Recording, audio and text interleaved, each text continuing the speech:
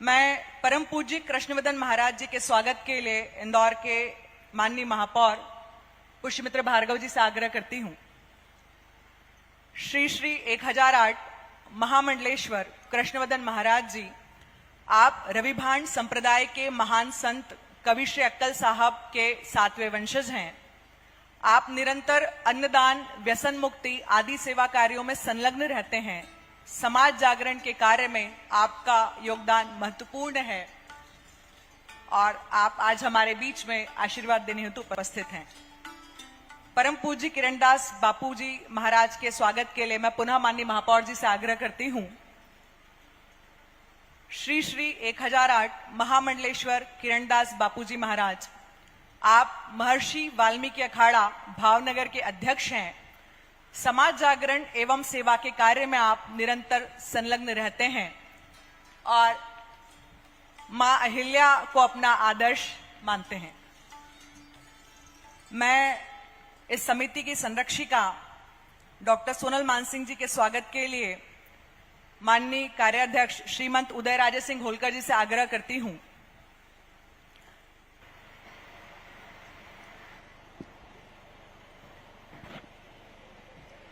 लोक माता अहिल्याबाई होलकर 3वीं शताब्दी समारोह के उद्घाटन अवसर पर मंच पर विराजमान परम पूज्य शंकराचार्य जगत गुरु स्वामी ज्ञानानंद जी तीर्थ महाराज साहब, आपको प्रणाम करता हूं।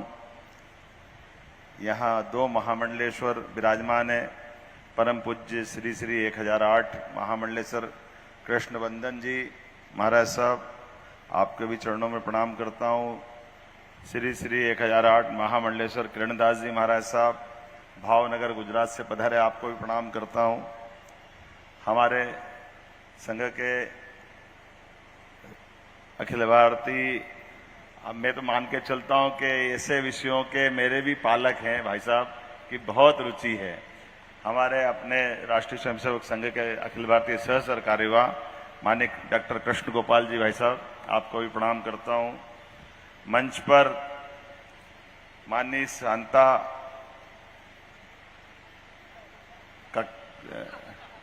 हक्का जी दीदी हमारी, आपको प्रणाम करता हूं।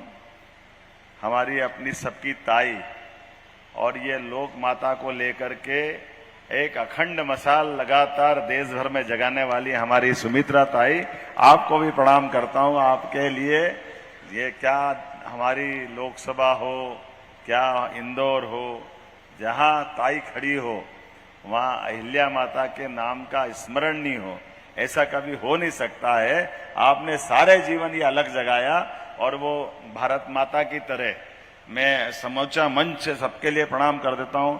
हमारी सोनम माल सिंह जी, आपका भी मैं अपने मध्य प्रदेश में स्वागत करता हूं। आपके भाव को भी समझ रहा हूं।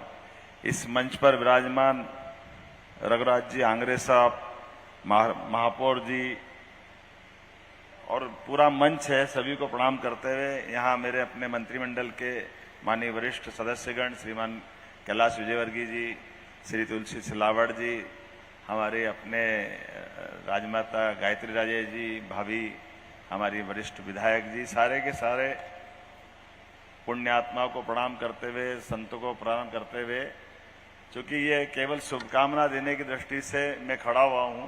मैं खुद इस पूरे आयोजन में, चूंकि आचार संहिता लगी हुई है, इसके कारण से मेरी कुछ घोषणा करने की मजबूरी भी, लेकिन ये मान के चलिए आपने शुभारंभ किया और भव्य समापन होगा, ये गारंटी मैं दे सकता हूं। जिस पवित्र उद्देश्य को लेकर के हम सब जानते हैं, आपने सही कहा महाराज जी कि इस देश की नारियां देवी अहिल्या को आदर्श माने, इससे बड़ा क्या भाव हो सकता है। इसी को मैं बढ़ाते हुए थोड़ा कहता हूं कि हमने भारत माता को देखा नहीं, केवल कल्पना की कि हमारे अपने देश की भारत माता इस भारत की संस्कृति को, सनातन संस्कृति को अनादिकाल से दुनिया में भारत की विशिष्ट पहचान बना करके भारत के लोगों की अलग से पहचान बनाती।